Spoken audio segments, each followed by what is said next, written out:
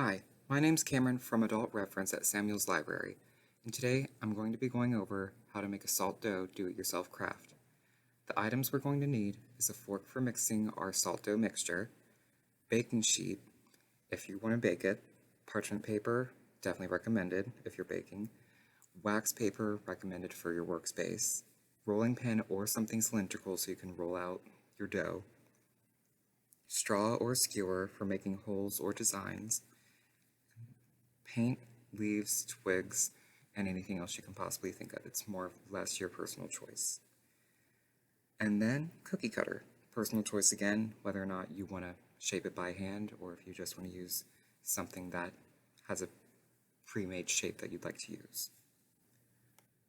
Okay, so here we're going to add in our pre-made salt dough mixture into a small cup or bowl, whatever you prefer. I just would suggest something that's pretty easy to get your hand into if you need to get it out. Now we're going to start trying to add water to the equation. All you have to do is add about 2 to 3 tablespoons. I say start off with 2 first, and then start mixing. If it still seems a bit gritty, like it's not mixing together completely, you can start trying to work it with your hands and knead it in that small bowl. But if that still isn't working, just add a tiny bit more water, maybe half a tablespoon. If you add more than that and it seems to be very sticky, you might want to let it sit aside for 15 to 20 minutes. That should help it air out a bit and it won't be as sticky when you pick it up. If not, you can also get flour. I suggest getting a small dish of flour or something just on the side. So if it gets too wet and you still need something to help it, like dust it like if you're going to bake cookies. Dust the surface, dust it, but make sure it's not too dry or else the dough will start cracking. So what we're going to do is start kneading it to try and get everything to incorporate more together.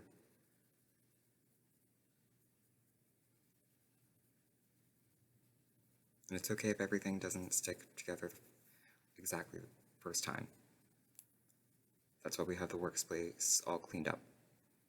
Well, covered in wax paper. And if it seems like you still have just a stray bits here and there, just sprinkle a little bit of water. Just roll it back and forth over and over until most of it's incorporated into your dough.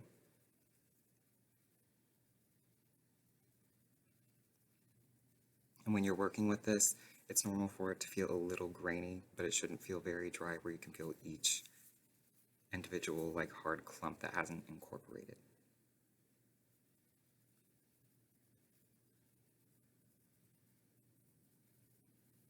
So just keep rolling and kneading until you think you have it at a good place.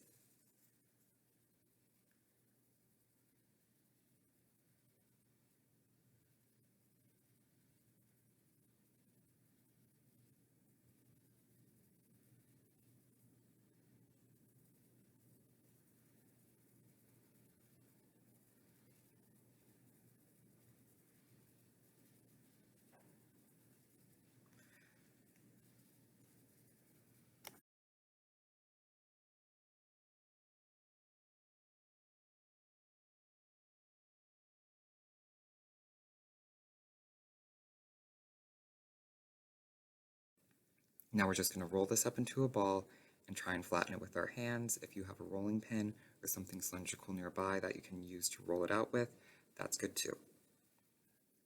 Rolling it into a little ball and flattening it is a bit more easy since we have like just a little bit of dough and we're just trying to make a small coaster. Now what I'm doing here is I'm grabbing a plant that I pulled earlier and I'm folding the wax paper over it so I can make a clean imprint. Now, remember, this dough can still be a little sticky. You don't want it to be too dry or too sticky. If it's too sticky and you try to pull the plant up too fast, it's going to pull all the dough up with it. So we're just going to roll or press down over the wax paper to try and get that shape in there. We want the thickness of the dough to be about 1/4 of an inch thick, so about how thick you'd usually have a sugar cookie. Now that looks pretty well pressed in. We're going to try and lift it up slowly. If things seem a bit stuck, you can always try and use your bamboo skewer to get pieces lifted up a bit more. You don't want to force it too much. If the plant breaks, it's okay. We can always get another one.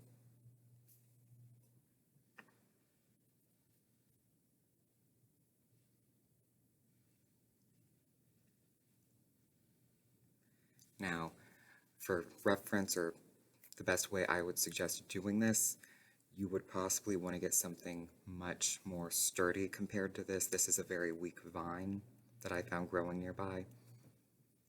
I would possibly suggest a pine cone, maybe a cactus if you want to wear gloves. I don't know. It's all on what you want to press into this and kind of just have it molded.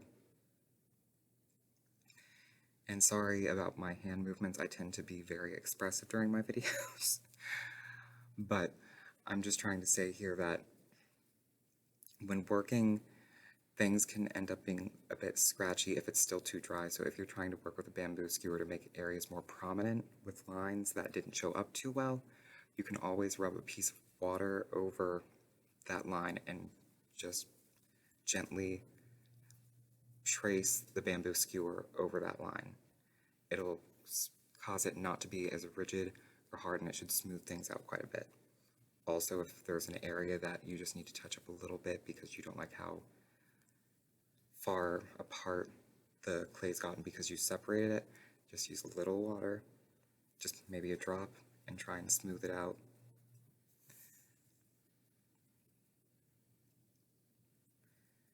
As for patterns, you can use almost anything you can think of. If you want to use a paper towel and you like the design on that and you want it to just be on the dough, then you can use that bamboo skewer and poke through those little holes of the designs and have them, like, just use it as tracing paper almost.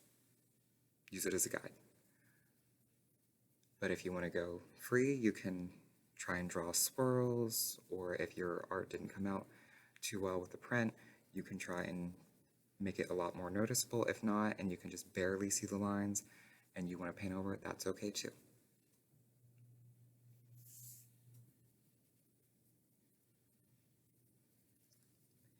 Here I'm going to see about just trying to make some of the leaves look a bit more prominent. Maybe add a little design on the edges. But I don't think any of you are going to exactly do what I'm doing, so I'm going to try and use a fork because I don't think we all want to watch me press a bamboo skewer individually all around for I don't even know how long that could take. But yeah, your coaster, whatever you're making, it could look like anything you want. This is just a general idea of what you can do. You can do patterns, swirls, scribbles, whatever you want.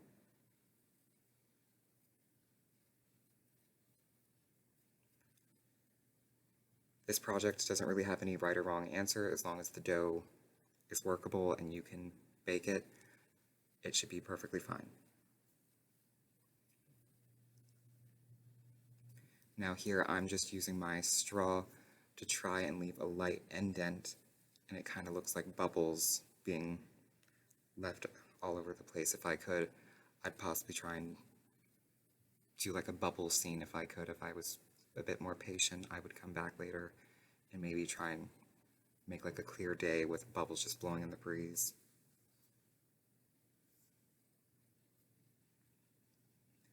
Maybe I'll try adding a flower, maybe a dandelion or something. If I don't like it, I can of course just use the water and try to smooth it out to get rid of it and rework on that space.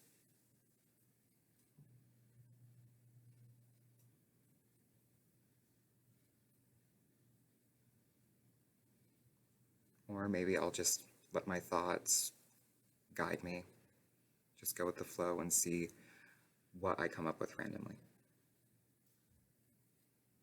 Which, as long as you enjoy it, that's all we really want.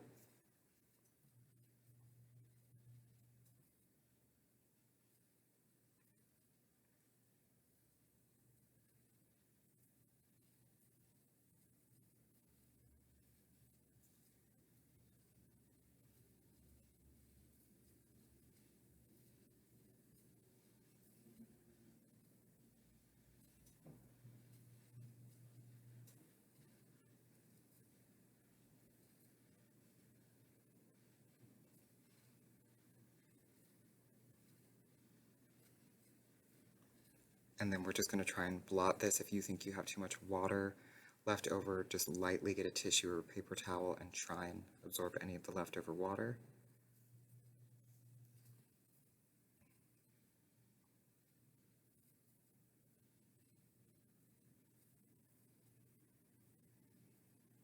Now, as you can see, there's my finished work.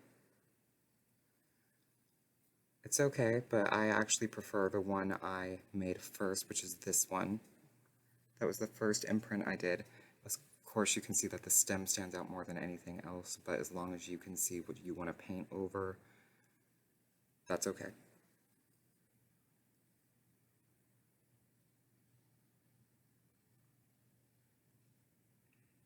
As for any other ideas, you can make almost small little tags, and you don't even have to put indents on them. If you want to put designs, you can, but some people use them for name tags for presents, or maybe you just want to make like a small little charm, or maybe like little labels for your spices in your cabinet or plants or something.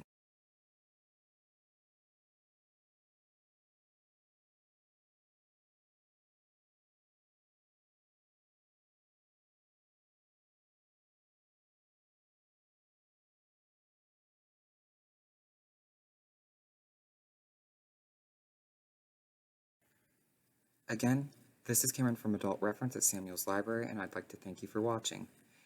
If you need any further instructions, just go to the description down below, or if there's anything we haven't answered, you can always contact us at Samuel's Library. Thank you, and have a wonderful day.